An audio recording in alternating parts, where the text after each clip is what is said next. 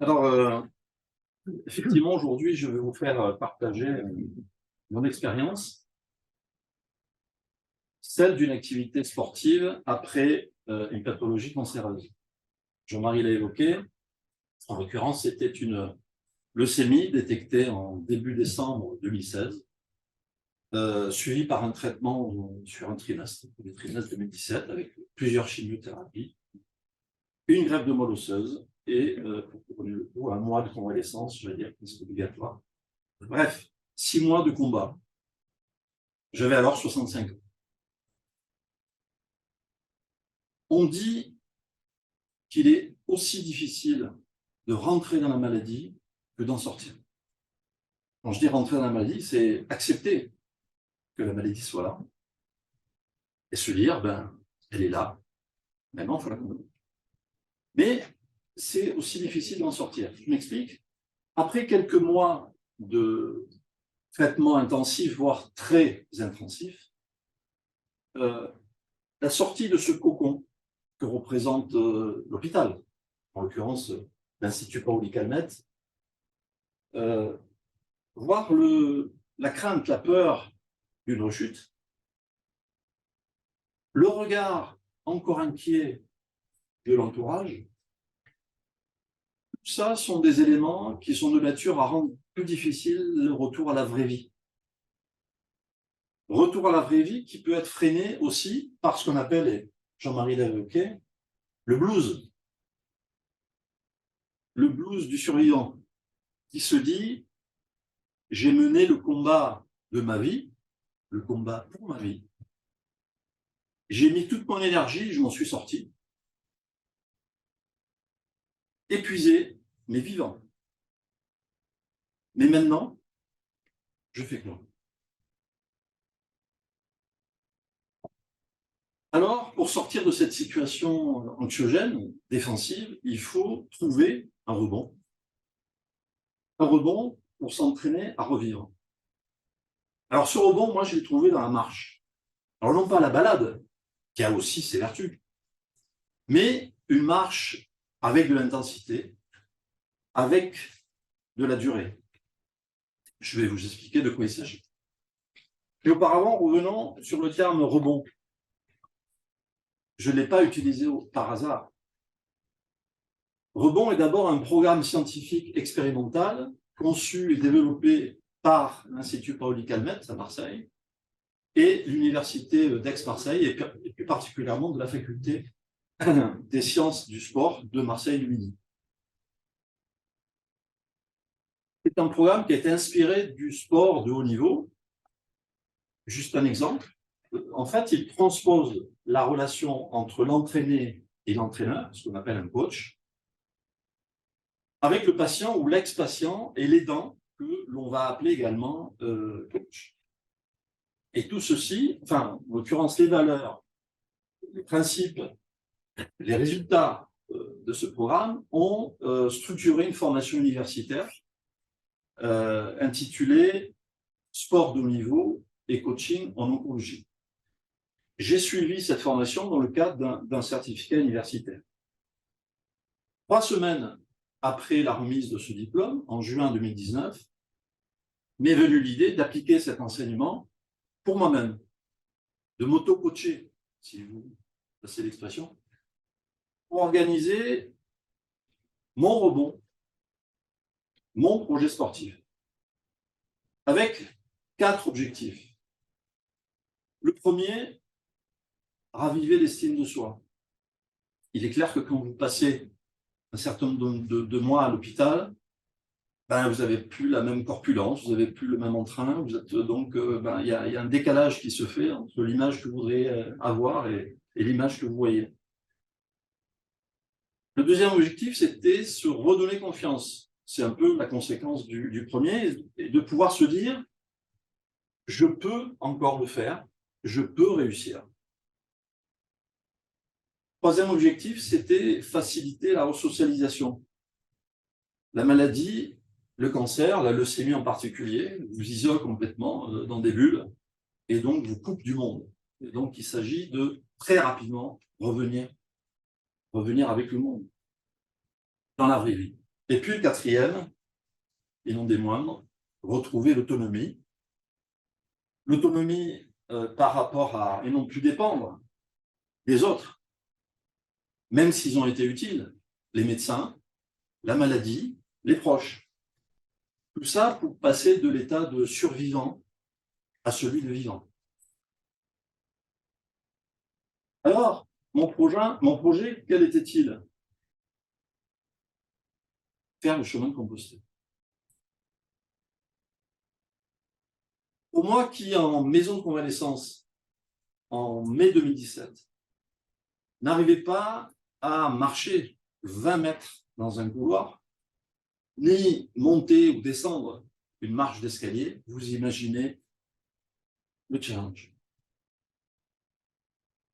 Le chemin de Compostelle emprunte 4 voies principales en France. Habitant Toulon, je n'ai pas choisi Arles, proche, pour partir sur ce chemin. J'ai choisi Le Puy pour rejoindre Saint-Jacques. Faire court, on va dire que c'est le chemin historique du chemin. C'est un chemin qui fait 1500 km et qui se découpe en 2 parts égales, entre Le Puy et ici Saint-Jean-Pied-de-Port, la frontière espagnole. Et la partie espagnole, ici matérialisée par ce qu'on appelle le Camino Frances, mais qui a un des chemins, puisque comme en France, il y a plusieurs accès pour arriver à Saint-Jacques-de-Compostelle. Donc, parti du Puy, je suis arrivé à Léon, 1200 km. Je repartirai le 10 mai prochain. Alors, me direz-vous, pourquoi faire le chemin de Compostelle et pourquoi faire?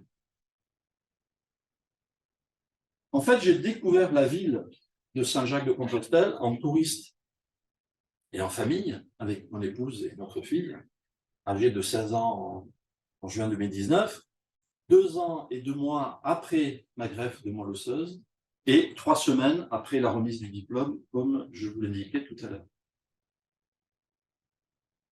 C'est au kilomètre 0 de ce chemin, dans un endroit qu'on appelle le Cap Finistère.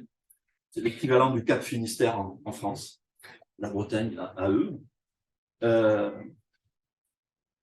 100 km après la ville de Compostelle, que m'est venue l'idée de faire le chemin. Et plus particulièrement dans ce moment de réflexion. C'est aussi en croisant le regard de celles et ceux qui finissaient le chemin, le visage transfiguré par la joie et le bien-être, malgré, vous imaginez, le nombre de kilomètres accumulés, que je me suis dit, après tout, pourquoi pas moi? Alors, pendant quelques mois, j'ai organisé méthodiquement les étapes. Je me suis préparé physiquement, mentalement. Je n'étais pas un sportif dans l'âme, bien que sportif, mais c'était quand même un sacré projet. Et je me suis fixé des objectifs simples. Alors peut-être pas simples à réaliser, mais en tout cas simples à retenir. Faire 20 km par jour, avec un sac de 8 kg sur le dos, pendant 10 à 12 jours consécutifs, sans jours de repos. Et cela 2 fois par an, au mois de mai et au mois de septembre. Pour faire ce parcours entre le Puy-en-Velay et Saint-Jacques-de-Compostelle en 3 ans. Voilà quel était mon projet. Pourquoi? Pour me prouver et prouver aux autres que la maladie, le cancer, était derrière moi, comme les kilomètres que j'aurais parcourus. Alors, je suis parti de Toulon seul le 19 septembre 2020. Le Covid avait un peu décalé le projet. Pour rejoindre le Puy-en-Velay et effectuer le premier tronçon que j'avais organisé, prévu, qui devait m'amener à Conques, dans l'Aveyron, soit 200 km. Alors, je dis partir, je suis parti seul, mais sur le chemin, on n'est jamais seul. Je vous montre là la dernière statistique du nombre de personnes enregistrées au bureau des pèlerins de Saint-Jean-Pied-de-Port. Alors, le bureau des pèlerins, c'est un grand local qui se situe sur la rue principale de Saint-Jean-Pied-de-Port. Et c'est là que vous vous faites enregistrer, d'où vous venez, qui vous êtes, etc. Et ça permet ensuite un certain nombre de statistiques. Mais aussi, on vous renseigne aussi sur la suite. Parce que la suite, on le verra tout à l'heure, elle n'est pas toujours simple à faire.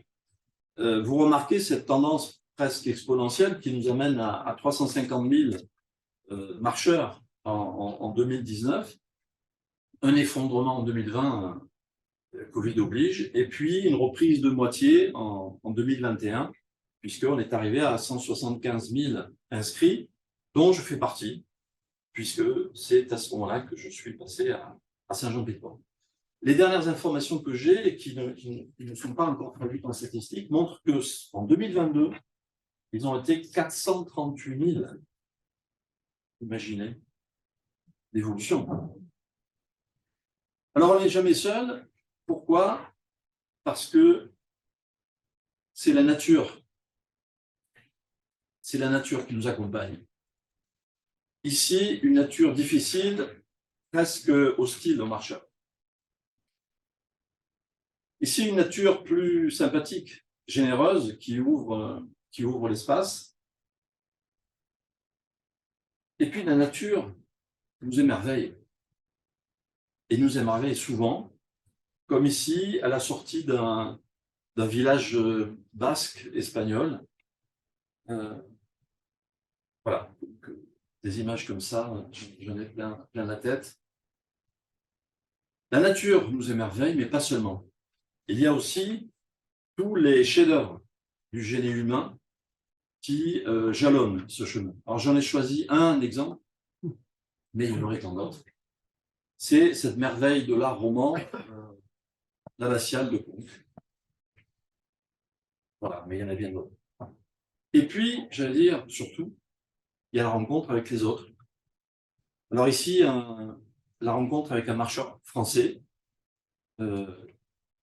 avec qui j'avais débuté le chemin du Puy-en-Velay, que j'avais perdu de vue ensuite pendant quelques jours, et que j'ai retrouvé le jour où il est arrivé, le même jour que moi, à Conques. L'année suivante, moment de rafraîchissement par une journée de forte chaleur dans le sud-ouest. Moment d'émotion à la frontière avec l'Espagne, pays de mes ancêtres. Et puis, il y a aussi les rencontres avec ceux qui ne marchent pas. En l'occurrence, ici, un guardia civil qui nous donne quelques bons conseils pour la suite. Mais c'est aussi la rencontre avec les agriculteurs sur leurs tracteurs, avec qui on échange quelques mots, dans leur ferme, ou bien avec les commerçants des petits villages que l'on traverse. Et puis, ces rencontres se font aussi au point d'étape, lors du dîner avec les hôtes d'un soir et le ou les marcheurs présents. Moment de détente, de réconfort et de partage, où chacun amène son histoire, ses histoires. La rencontre de l'autre, des autres, nous amène aussi à la rencontre de soi-même, surtout dans les moments nombreux où l'on marche seul.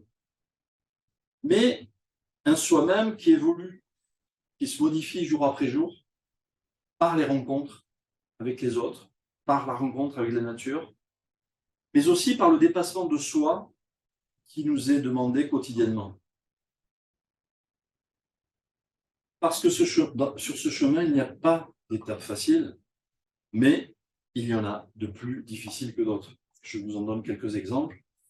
Ici, des racines qui demandent une vigilance forte de la part du marcheur, dans cette forêt qui va de la Margeride à l'Aubrac. En Lozère, monter vers l'Aubrac, un long chemin, sans commentaire, sur le plateau de l'Aubrac. Alors là, on est le 15 septembre. Paraît-il, d'après personnes que j'ai rencontrées, une semaine avant, il faisait une chaleur pas possible. Là, pas de chance. Le froid, le vent, la pluie, la neige, qu'on aperçoit un petit peu encore ici, mais qui est tombée dans la journée, était au rendez-vous. C'était en septembre 2020. 2 ans après, sur un autre plateau que l'on appelle la Meseta, en Espagne. Je veux dire, même combat, là on ne voit pas trop, mais il pleuvait beaucoup, avec nécessité de porter la cape de pluie. Bon, il n'y avait que la neige. C'était pas là, mais le reste était bien. Septembre 2022. Sur cette même Meseta, quelques jours après, entre Burgos et Léon, 200, donc vous voyez, bonne chaleur, 200 km d'un chemin pratiquement égal à ce que vous voyez là, pratiquement sans ombrage. Et puis, c'est ce que j'appelle la difficulté de toutes les difficultés, la montée qui mène de Saint-Jean-Pied-de-Port au col de Roncevaux. 30 km d'une pente ininterrompue. Et pourtant, malgré toutes les difficultés que je viens de vous évoquer, de vous décrire, malgré les douleurs, les blessures occasionnées, peu de marcheurs ou de pèlerins abandonnent. C'est à croire que les femmes et les hommes qui font ce chemin ont tous quelque chose à se prouver, ou sont à la recherche d'un mieux pour eux ou pour leurs proches.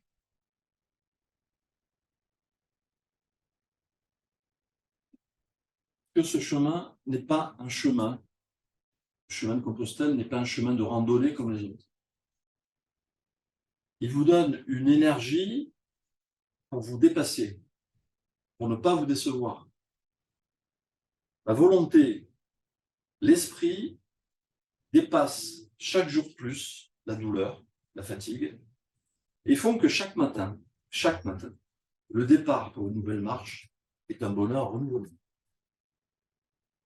Et quelle joie, quel plaisir quand on franchit les difficultés et qu'on arrive au but qu'on s'était fixé.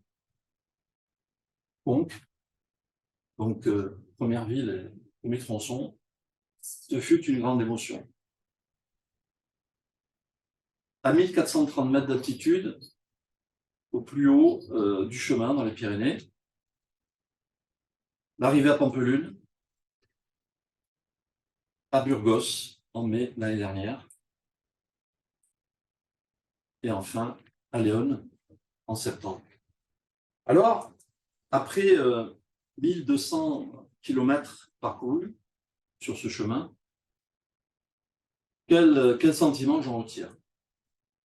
D'abord, c'est quand on est loin de tout seul, avec un minimum avec soi, déchargé de la maladie, c'est là qu'on retrouve notre humanité, au contact de la nature, au contact des personnes, à l'écoute de soi-même et de son corps dans l'effort, mais aussi en retrouvant par la marche les bienfaits de la lenteur, à l'opposé de l'agitation du monde. Devant la beauté de la nature et des paysages, on gagne aussi en humilité. Enfin, ce chemin nous donne de la force. La force seule ou à plusieurs,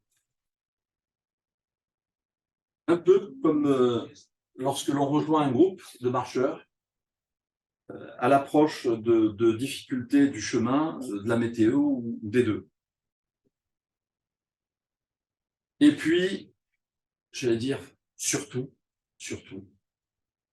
vous dire que dès le premier tronçon, cette photo est prise Le Puy et Conques, j'avais réussi les 4 objectifs que je m'étais fixés. Rappelez-vous, raviver l'estime de soi et le regard des autres. Je me suis lancé dans un projet que bien d'autres ne tentent pas.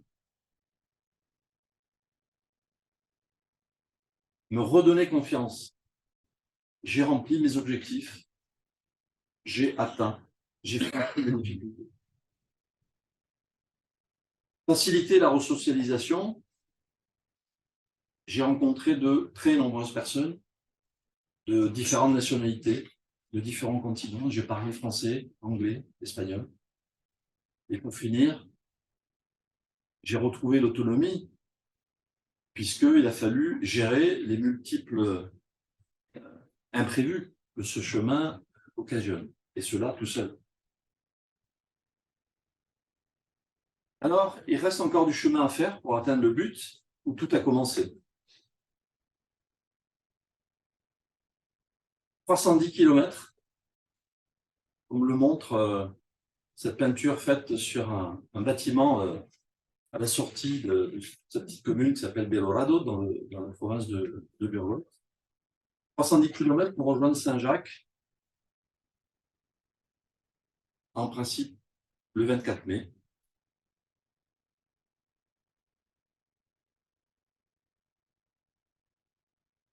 Ce que je veux dire aussi, c'est qu'en fait, après la maladie, après le cancer, chacun fait son chemin de vie, son chemin d'envie, qu'il soit de Compostelle ou d'ailleurs. Pour cela, il faut construire un projet qui fasse rêver, qui vous transporte, qui vous sorte du contexte habituel. C'est un élément essentiel pour vous transporter. Avec des objectifs raisonnables, même s'ils sont ambitieux, mais il s'agit aussi de garder du plaisir dans ce que l'on fait malgré les efforts demandés. Il faut avoir des résultats, déterminer des résultats précis,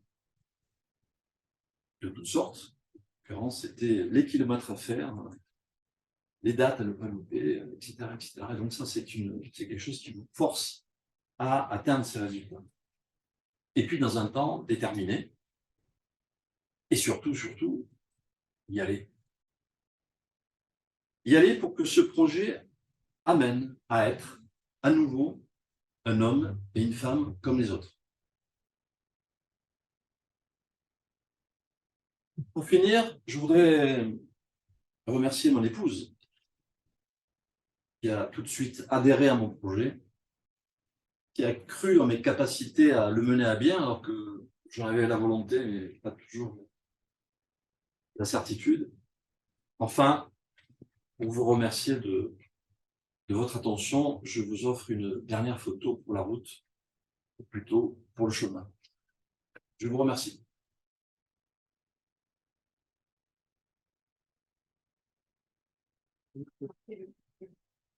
Merci beaucoup, Bernard. Merci beaucoup. Il faut un temps de revenir sur Terre.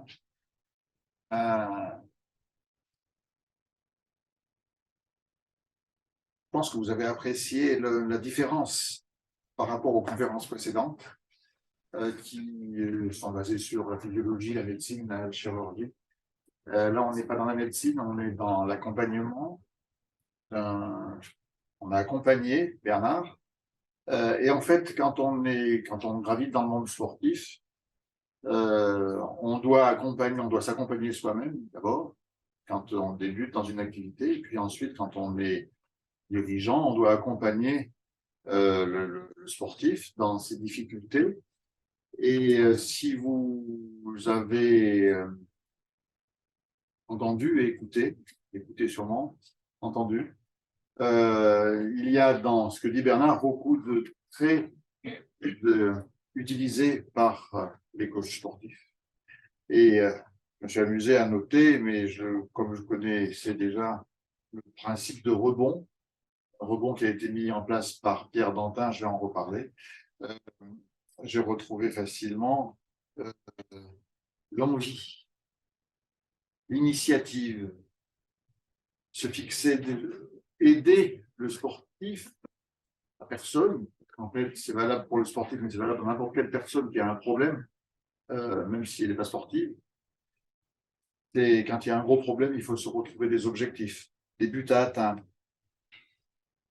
retrouver de l'intérêt à la tâche, l'envie, donner l'envie, favoriser l'initiative, retrouver de l'intérêt à la tâche choisie, pour pouvoir retrouver de l'estime de soi. Tout ça, c'est des mots que Bernard a prononcés. Retrouver l'estime de soi et pour pouvoir se dépasser, pour pouvoir retrouver de la confiance, retrouver tout en travaillant dans le plaisir.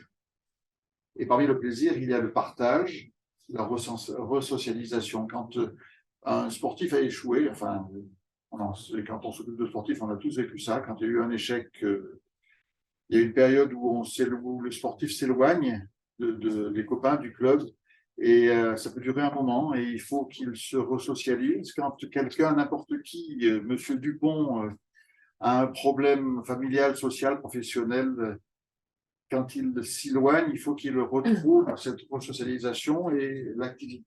Donc, il faut l'aider à retrouver une activité physique pour l'amener à ça. Marcher, c'est penser. Il est venu en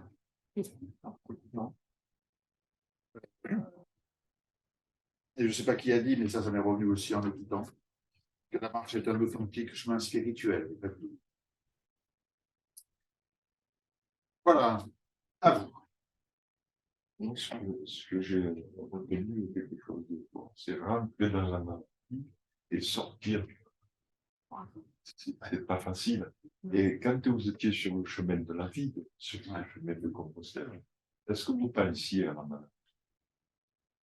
Non, Vous n'avez pas eu de douleur, rien du tout, qui Alors, aurait pu vous faire entendre. ce qui est étonnant, alors là, c'est pour ça que je vous dis que c'est un chemin un peu particulier, c'est que au quotidien, on arrive de faire des marches, ce que j'appelle la balade, hein, même si elle est un petit peu rapide, mais ça dure une heure à peu près.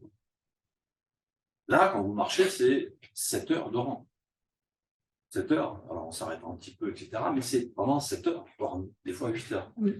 Alors quand je dis 20 km en moyenne, ça m'est arrivé de monter jusqu'à 26, 27 km. Donc,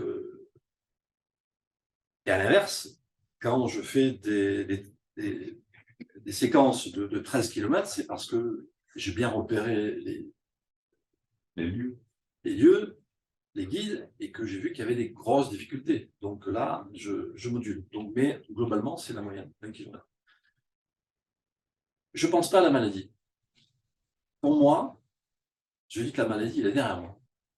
Donc en fait, quand je marche vers un objectif, je m'éloigne de la maladie qui est passée. La maladie, elle était là, il y a eu un traitement, et maintenant, il faut sortir de ce traitement. Alors c'est vrai, bon, je dirais que j'ai peut-être plus de chance que d'autres, c'est que et ça joue, je suis de nature optimiste.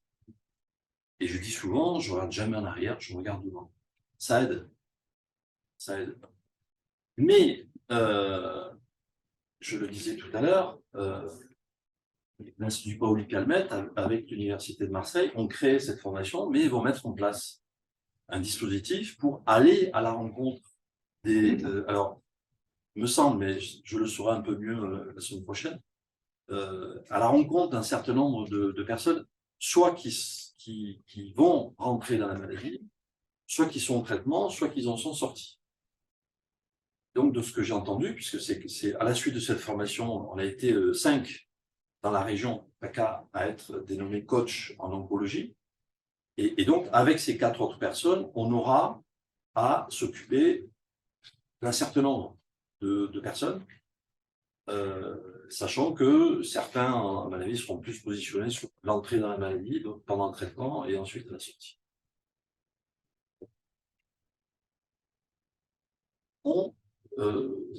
Et là aussi, c'est un parallèle avec le sport de haut niveau. Beaucoup de personnes qui ont eu un cancer, ils se sont tellement donné, c'est un peu les propos que je tenais au début, hein. On s'est tellement donné qu'on sort et bon, j'ai gagné, mais on est ratatiné. Bon, d'abord physiquement, parce qu'effectivement, on a perdu des plumes, des choses vite. Mais on ne sait plus très bien où on est. C'est quoi le projet pour demain? C'est quoi le projet dans 6 mois? On ne sait plus. Et les sportifs de haut niveau qui ont loupé une marche, c'est pareil. Et c'est ça qui est étonnant, hein. Et c'est à la réflexion d'un certain nombre de coachs de haut niveau, hein, notamment, son nom m'échappe maintenant, mais le célèbre coach de l'équipe de France de handball. La Mesta, Mignoni. Donc il y a eu voilà, toute une bande, entre guillemets, c'est cette expression, qui sont rencontrés avec les médecins de l'Institut Paul Calmette, et ceux de Pierre Montagne qui a dit, mais il y a des similitudes. Alors, les sportifs de haut niveau disent, mais non, rien à voir, c'est pas possible. Les comptes, ce qu'ils ont subi, etc. Et au fur et à mesure, on s'est aperçu qu'il y avait vraiment des choses qui pouvaient se comparer. Alors, quand je dis qu'on transpose la relation entraîneur avec patient et coach, il ne s'agit pas, bien entendu, de faire la personne qui sort de la maladie, de lui faire courir 500 mètres. C'est pas ça. C'est de trouver les mêmes leviers qu'utilisent les coachs avec les sportifs de haut niveau pour les remotiver, pour les remettre à leur niveau. C'est ces leviers-là qu'on va utiliser pour les personnes qui sortent de la maladie et leur donner un peu du sens à leur vie. Voilà. Donc, pour répondre, non, je ne pensais pas à la maladie, je pensais et je profitais de tout ce qui était autour. Et de tout ce que je n'avais pas pu voir pendant 6 mois. Vous viviez l'instant présent. À la fin du séjour.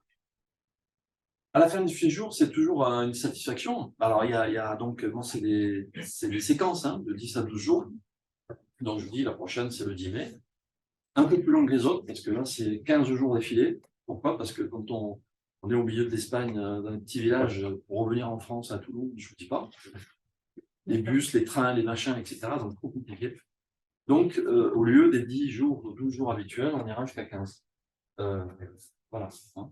Mais effectivement, c'est profiter de l'instant présent, profiter de dire on est en vie et aussi profiter des autres, parce que toutes les personnes qui viennent sur ce chemin ont quelque chose à dire. Tu as dit deux fois, 3 fois, sportif de haut niveau, c'est pas, à mon sens, uniquement pour le sportif de haut niveau. Oui, oui, c'est valable pour le sportif, et c'est valable pour le non-sportif, c'est valable pour monsieur tout le monde, et c'est pour ça que je t'ai proposé de venir. C'est parce qu'en fait, on est le comité départemental olympique, on n'est pas le sport national, hein, on n'est pas le comité national, et c'est le sport populaire, c'est la masse, c'est la population générale, et ce type de raisonnement, ce type de réflexion doit être, enfin peut être, appliqué par qui le veut, et dans tous les clubs. Là, je pense que vous avez vu, les cyclistes ont vu de belles parties à faire grimper. Il existe une partie du oui. On peut faire vélo, oui. Et donc, tous les sportifs. Non, je dis qu'on prenait les éléments, mais effectivement, c'est voilà, toute situation d'une personne en difficulté, et donc l'exemple le plus fort, c'est celui d'une très grosse maladie, le cancer, etc., où on est perdu.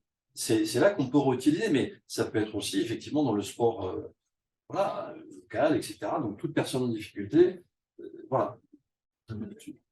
Juste, s'il vous plaît, vous précisiez quelle était votre pratique sportive avant la maladie, si vous étiez un sportif chevronné ou pas du tout, et si vous estimez, sur la foi de votre expérience maintenant, qu'un sportif, voire un sportif de haut niveau, est mieux paré pour affronter une maladie comme la vôtre. Alors, dans ma jeunesse, j'ai un peu comme tout le monde, j'ai fait un peu de football, un peu de rugby. Pendant de longues années, avant le cancer, je faisais du golf.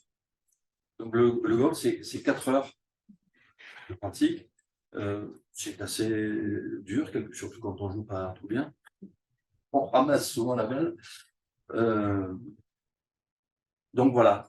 Donc, je n'étais pas un sportif acharné, mais j'aimais bien le sport, mais voilà. Donc, après, dire que les sportifs ou les sportifs de haut niveau sont plus armés que d'autres, non. La fragilité. C'est la tête qui gère. Des fragilités. C'est la tête et c'est l'environnement aussi. Parce que une personne, c'est-à-dire dans toutes les situations, en maladie, en difficulté, etc., quand elle est seule, ça tourne en rond. Bernard a bien Ça souligné tourne en rond. l'importance de la famille. La famille, Entourage. ça c'est très important. Voilà, il faut pouvoir parler. Il faut pouvoir parler seul, même si on est très bon, très fort, c'est plus difficile. Je ne dis pas qu'on n'y arrive pas, mais c'est plus difficile. C'est plus facile quand on est appuyé. Bien entendu, je ne parle pas du médical, parce que là aussi. Alors, je fais une petite digression, je finis ma phrase. On a la chance dans la région d'avoir un hôpital qui s'appelle l'Institut Paul Calmette, notamment en matière d'oncologie et de liée, donc, ça dit du sang. Je fais une petite digression parce que, je ne sais pas si vous avez eu l'occasion, je suis en train de le lire en ce moment, c'est Sylvain Tesson sur les chemins noirs. Pourquoi?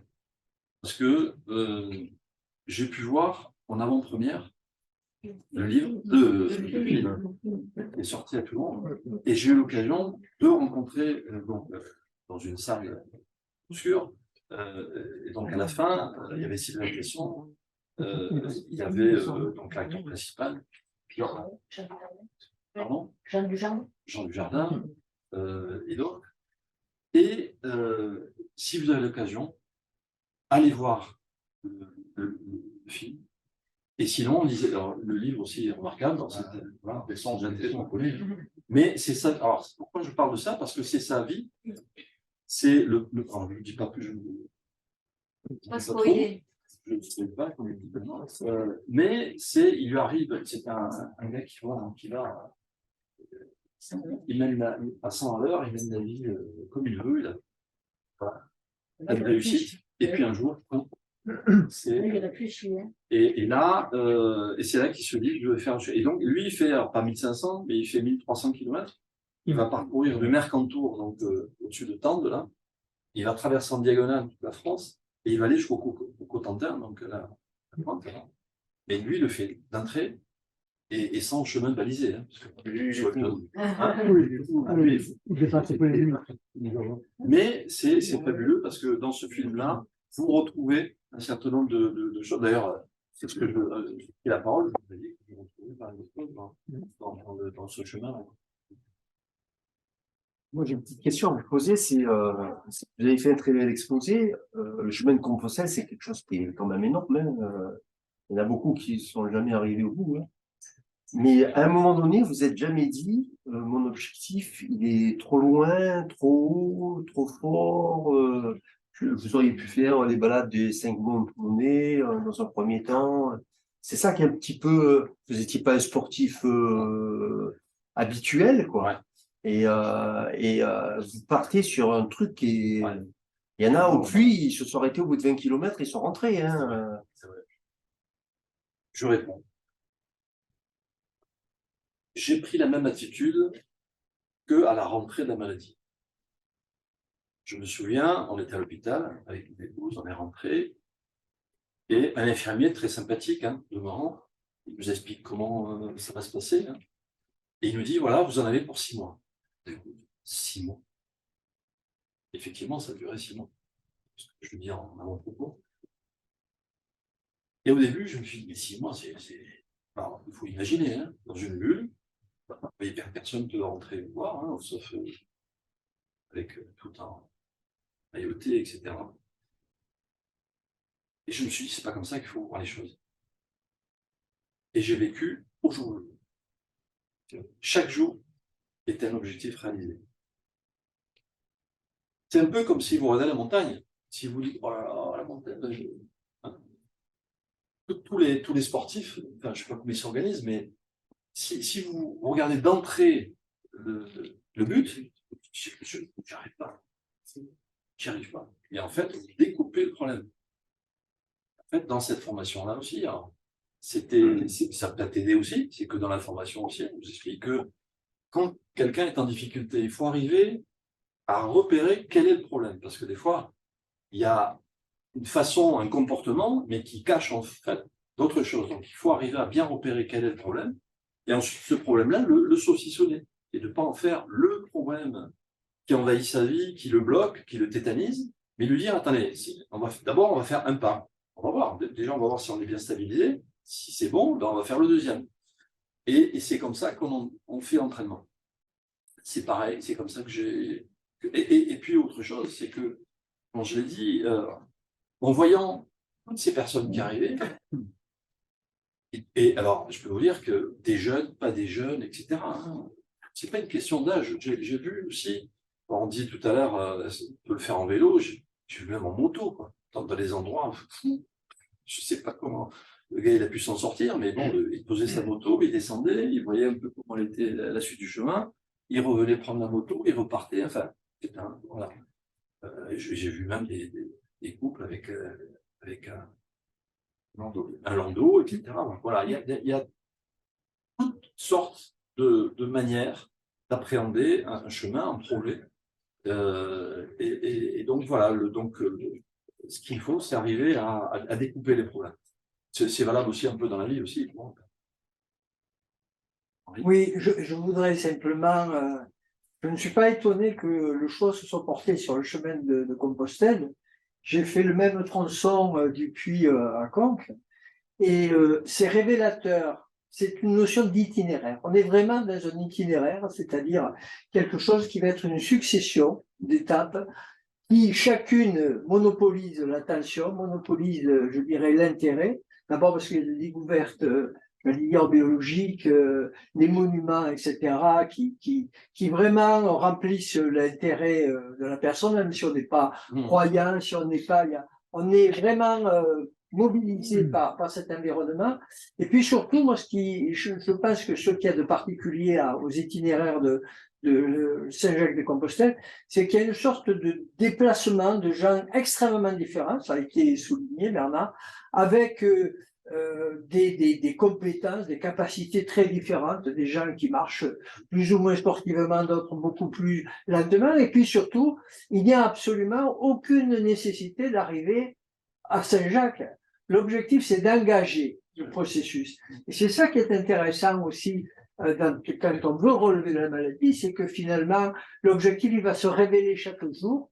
Finalement, on n'est pas déçu de ce, mais au contraire, on est en train d'engranger chaque fois du positif et du qualité.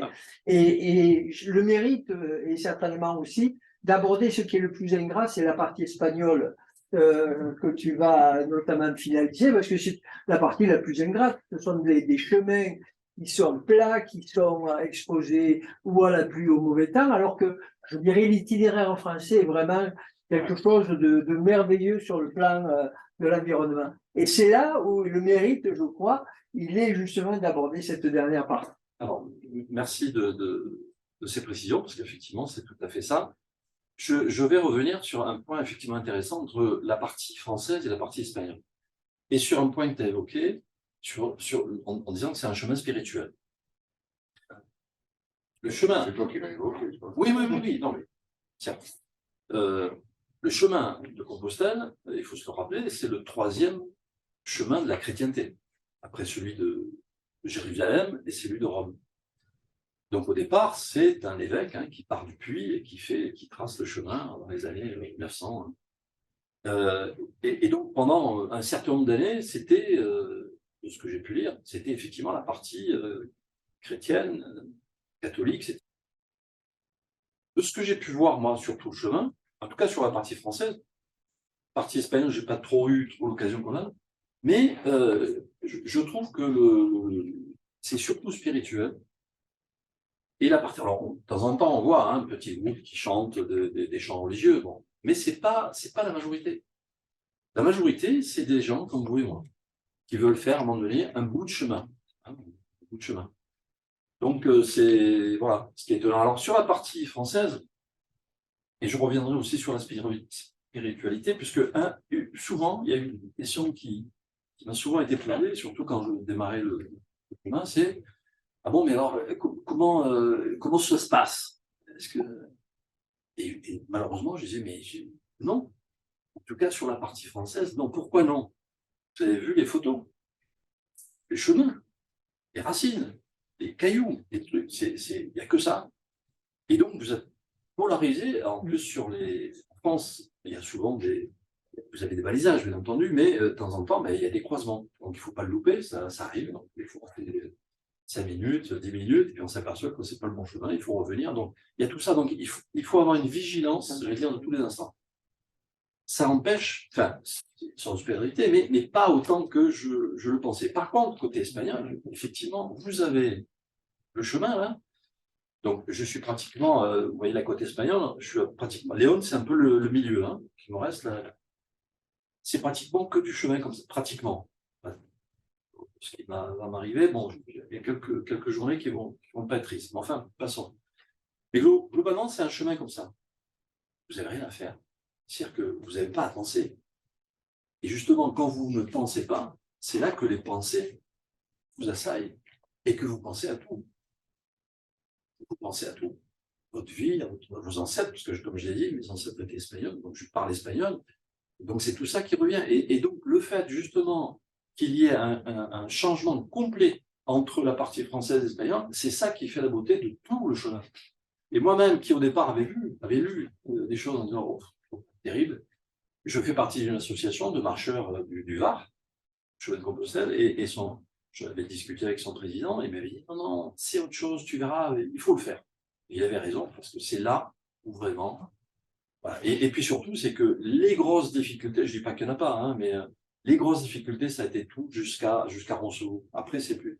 Donc, c'est comme dans la vie, quoi. Il faut d'abord s'attaquer aux choses difficiles, puis après, retrouver un peu la sérénité.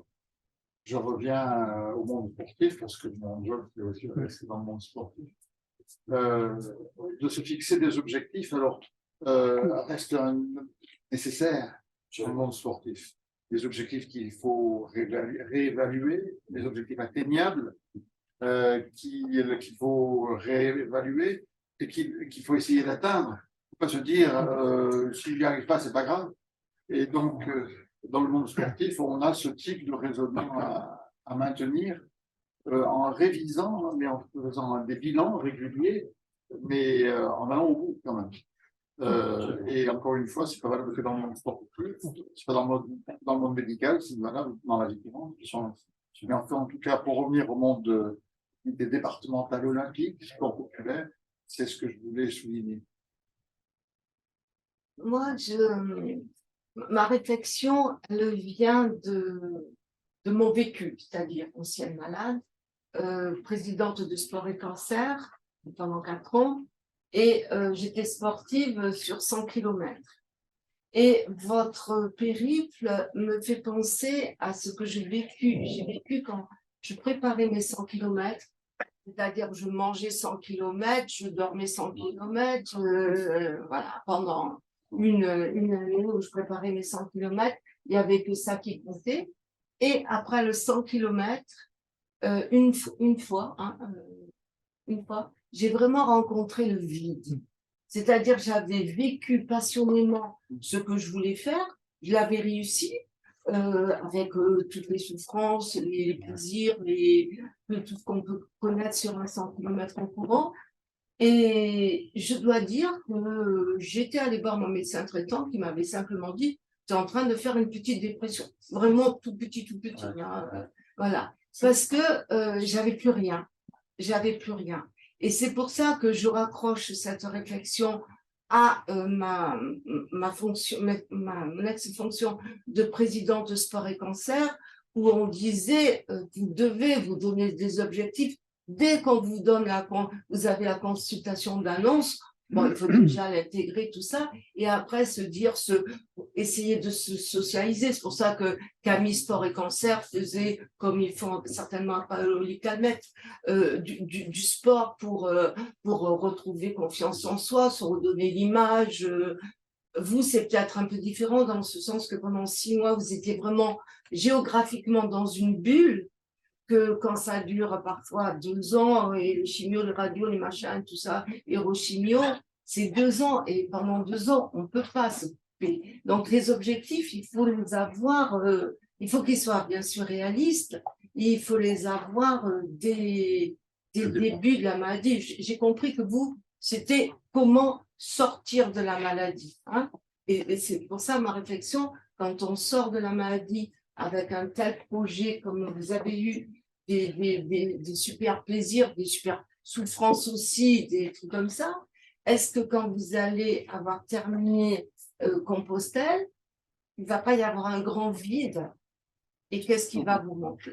Alors, deux questions, deux réponses. La première,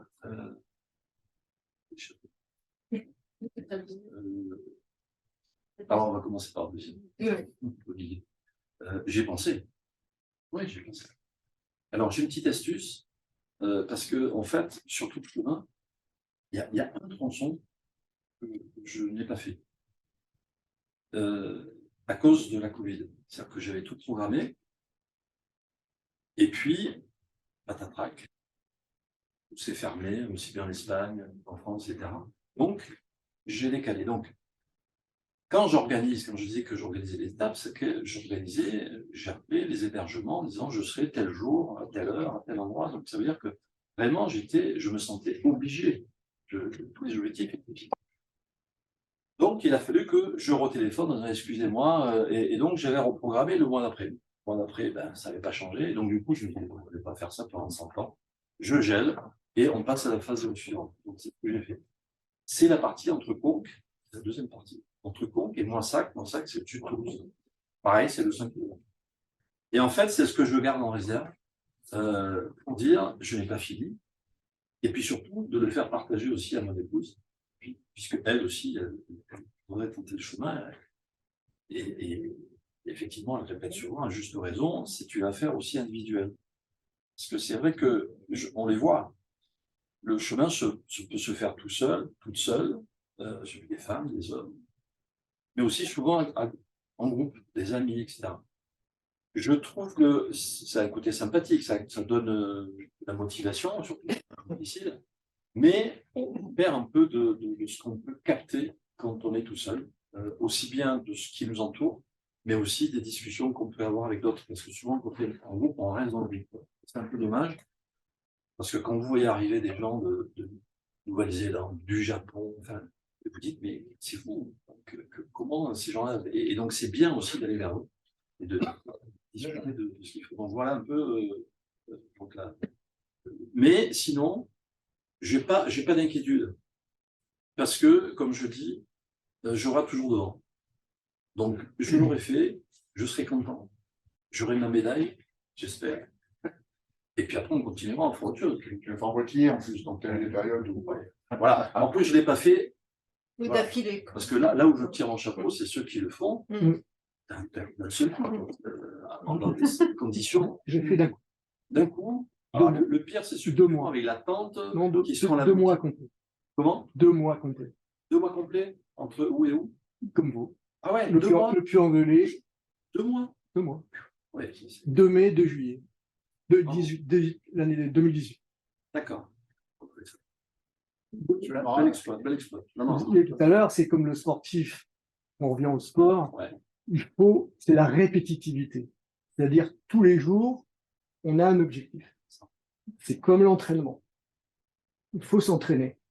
Et l'entraînement, c'est ça. On répète, on répète, on répète. Et pendant cette répétition de sportif, le sportif, il pense à ce qu'il fait. Il est attentif à ce qu'il fait. Il ne pense pas à sa maladie. Il ne pense pas à ses problèmes. Et le sportif, il ne peut pas avoir un morceau de cerveau qui n'est pas. Sinon, il se blesse, il tombe. Si vous êtes en vélo à fond et que vous commencez à penser à votre problème, vous tombez, vous avez un accident, vous pouvez rater un virage. C'est exactement la même chose. À Compostelle, on est dans l'effort. Et cet effort modéré, mais c'est un effort constant et répétitif. C'est-à-dire tous les matins, on sait pourquoi on se lève et on y va. On sait qu'on va partir vers 6-7 heures, qu'on va finir vers 15 heures, parce que c'est à peu près ça la journée du pèlerin. Et c'est ça, cette répétitivité-là. Et après Et- le et 2 eux, pardon. juillet, est-ce qu'il y a eu une dépression Pardon, chez vous? Alors ça, je rebondis. j'ai mis sur une ce- semaine pour atterrir. Oh, oui, sur ce que vous dites. J'ai mis un mois pour revenir à ce qu'on appelle la normale. Ouais, c'est sûr. Un mois. Donc, il y a eu la dépression. C'est pas une dépression. C'est pas une dépression, c'est un. Un vide, Ah non, non, c'est un blues, un vide. c'est un, oui. On sait Une plus, vague, on n'est une vague. plus sur la même, on n'est plus sur la même. Voilà, c'est un. Sans indiscrétion, est-ce que c'était suite d'une Alors, maladie? non, pas du tout. Rien du tout. C'est suite à une retraite. D'accord. C'est un changement de vie. Parce que le chemin de Compostelle, c'est un changement de vie. Et d'ailleurs, sur le chemin de Compostelle, on vous dit de partir avec une pierre de chez vous que vous mettez dans votre sac à dos. Et cette pierre Le prochain. représente le fardeau, votre problématique de maladie, de ce que vous voulez. Et cette pierre-là, on la dépose à un endroit bien précis, à la Cruz de Ferro. Et il y a un énorme tas de pierres. Et les chaussures avec. Non, Non, il y a des chaussures partout. Les Hein, chaussures, c'est à la fin. On peut les brûler. Alors, je reviens Ça, sur ce que c'est vous interdit. disiez, sur ce que vous disiez, sur le fait que, effectivement, tous les jours, on repart. Et ça veut dire aussi qu'on a une sorte de rituel. Oui, c'est ça. C'est-à-dire qu'il faut penser, parce qu'on est à un endroit, on ne va pas y revenir. C'est-à-dire donc il faut oublier, rien oublier, parce que bon, on a quand même un minimum avec soi. Mais il y a une façon de faire, de se préparer. On se crée un rituel. Et donc On c'est est un un rituel autonome. qui aide aussi. C'est un autonome. Ah oui, oui, moi, ça fait beaucoup. Vous prenez de changer. Mais la plupart des gens qui font des exploits, si on peut dire que c'est un exploit, et pourquoi pas, font après des reportages photos, des expositions, des trucs comme ça, peut-être justement pour éviter ce vide qu'il peut y avoir. Aussi. Donc il y a les reportages, il y en a qui écrivent des livres, bon. N'est-ce pas un prolongement de Ça aussi. ce qui est fait? Mais ce que disait Bernard au début, donc moi je suis l'épouse. Donc moi j'ai absolument pas voulu partir avec lui puisque c'est vraiment quelque chose ça lui appartenait, c'était son projet, c'est pas du tout le mien. Mais c'est un petit peu effectivement par rapport à la maladie, parce qu'il dit 6 mois, mais ça a duré 1 an. Parce que 6 mois, il est sorti, mais il a été bien à peu près au bout d'1 an, quoi, je veux dire. Et puis pendant 6 mois, par contre, effectivement, c'était une vraie bulle. Et ça revient un peu à ce que vous disiez, c'est-à-dire qu'au bout de 6 mois, 1 an, revenir à la vie, effectivement, il faut arriver à se recaler, il faut arriver à se recaler avec l'entourage. On a une fille à la maison encore, il faut arriver à se recaler avec les siens, avec la vraie vie, quoi. Et vraiment, d'avoir eu ce projet, moi j'ai été tout de suite partie prenante, même si je n'ai pas bougé, puisque j'étais là. Mais c'était pour le mettre en route et pour se dire, effectivement, il y arrive, et j'ai jamais douté à aucun moment qu'il puisse y arriver. Et c'est. On ne doute pas de Oui, moi. oui, à aucun moment. Comme quoi, de partout où un homme réussit, il y a une femme qui est... Je reviens à la première question. Ah, Que j'ai retrouvée. Et que je repère dans l'instant. C'est pour la semaine prochaine. Vous Soignez-moi. vous avez fait ce chemin pour oublier la maladie, c'est ça à peu près ce que vous avez fait hein, Oui, certainement, mais à la sortie de la maladie, c'est vraiment à la sortie de c'était la pas ça. quand Non, vous étiez déjà plus solide sur vos Moi, la jambes. maladie, j'ai toujours estimé qu'elle était derrière moi. Ce que je voulais, c'était me prouver. Prouver que je pouvais faire comment C'est le challenge. et prouver aux autres. Parce que effectivement, et c'est normal, votre entourage, ben, il vous a perçu pendant des mois en grande difficulté. Ben, quand vous annoncez un projet comme ça, ben, il se dit mais c'est pas possible. Est-ce qu'il va pouvoir, etc. Donc il y a toujours là aussi ce point-là qui continue, mais qui en fait c'est pas la vraie vie, mais c'est logique et c'est humain, c'est dans l'humain. Voilà, c'est qui est ça. Dans les objectifs, pour t'accompagner dans le traitement de la maladie, qui est derrière, mais tu as fait un choix. Le choix, en fait, il t'appartient. Et comme le sportif de haut niveau, quand on coach un sportif de haut niveau, si on lui dit il faut que tu fasses le 100 mètres en 12 secondes 5, dans 2 mois, si c'est imposé par quelqu'un d'extérieur, il n'y arrivera jamais. C'est quoi un choix personnel. Bien sûr. On va y arriver. Et c'est ce choix, parce qu'il est personnel, qu'on peut l'atteindre. Donc, il a accepté. Pas une petite remarque quand même, c'est que, par exemple, au sportif de haut niveau, le coach, il a quand même une importance puisqu'il connaît souvent mieux les capacités de son athlète, l'athlète lui-même. Oui, jusqu'il peut aller. Ouais. Parce que souvent, les gens se disent, hein, les athlètes se disent, j'y arriverai pas, j'y arriverai pas. Et vous, à fonction de ce que vous connaissez de la personne, bien sûr, de ses capacités, le coach est capable de le faire arriver à son objectif. Tandis que Bernard s'est retrouvé tout seul. Arriver à ses objectifs que le sportif s'est fixé. Oui, voilà. Et des fois, même le coach, il va un peu plus loin que l'objectif. Oui, oui. Oui, puis il connaît le chemin pour arriver. Pour y arriver. Alors, Et, C'est ça. mais ce que Bernard a oublié de dire quand même, c'est que, enfin, ou alors par pudeur, c'est que par rapport à cette certification là qu'il a eue, ils ont été 5. Et je veux dire, si il a été pris comme les 4 autres, c'est peut-être qu'effectivement, ils avaient aussi Pierre Dantin et puis le professeur enfin qui l'a suivi. Ils avaient peut-être aussi vu la façon dont tu as fêté 1 an, tu es resté 6 mois complètement en bulle, etc., qu'il avait les capacités de pouvoir aussi donner aux autres, parce que c'est pas donné à tout le monde, ça. Alors, ça rejoint ce que vous disiez tout à l'heure en disant, mais l'après, il y a certains qui font des livres, etc. Ben, moi, la première dirais-je, raison que j'ai trouvée, c'était de restituer ce que les autres m'avaient donné. Autrement dit, l'Institut Paoli Calmette m'avait donné la possibilité d'être en vie. Donc, alors, pas tout à fait sur ce schéma, mais en avril de l'année dernière, donc devant des patients, des futurs patients, ou de ceux qui venaient de finir leur traitement, et devant le staff médical, j'ai fait une présentation de ce film. Quelque part pour les remercier, et surtout pour montrer à ceux qui étaient dans la salle que on pouvait le faire. Parce que, ce qu'il faut dire, on sait mieux quand on est dedans, mais il y a la médecine, ça donne de l'espoir, et la médecine a fait des progrès phénoménaux en matière de cancérologie. Et dans les juste pour venir, il y a peut-être 10 ans de ça, on ne m'aurait pas soigné. Parce qu'à l'époque, 65 ans, c'est pour ça que je vous dis au départ, j'avais 65 ans. À 65 ans, il n'y avait pas les traitements qui étaient possibles pour faire sortir les gens. Alors qu'aujourd'hui, la moyenne d'âge, je crois, c'est 60 ans. Je parle là de la partie cancer du sein. En tant que médecin, la médecine fait des progrès, en tant que médecin, mais l'abord de la maladie a fait des progrès. L'abord de la pathologie, l'abord de la problématique change. Ce type d'approche-là, Pierre Dantin n'est pas un médecin, il est prof de sport, enfin la fac de sport, il a travaillé avec des profs de médecine, mais donc cet abord de la pathologie, de la difficulté, qu'elle soit médicale, qu'elle soit de la vie courante, c'est un abord différent, c'est un contexte psychologique différent.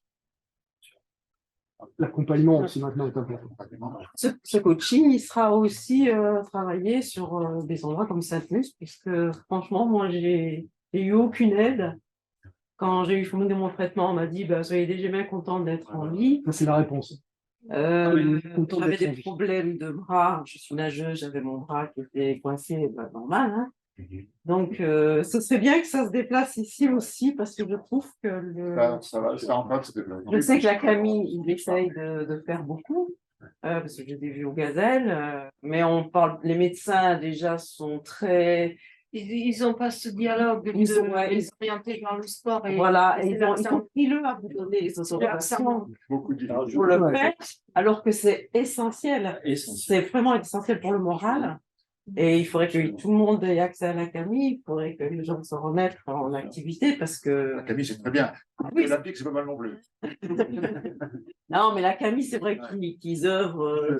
Alors, moi, je peux vous dire, l'Institut Paoli Calmette, il y a une philosophie. Oui, je sais, oui. Je ne suis pas allée parce que... Je vous donne un exemple. Et il faudrait que je pose la question de ce jour, mais quand j'étais là, dans cette chambre-là, tout seul, donc les seuls que je voyais, c'était donc effectivement les médecins, les infirmières, les nuits des jours, etc. Et les femmes de ménage. Femmes de ménage, n'importe laquelle, qui rentraient dans la chambre. Bonjour, monsieur Martin. Sur la chambre, voilà.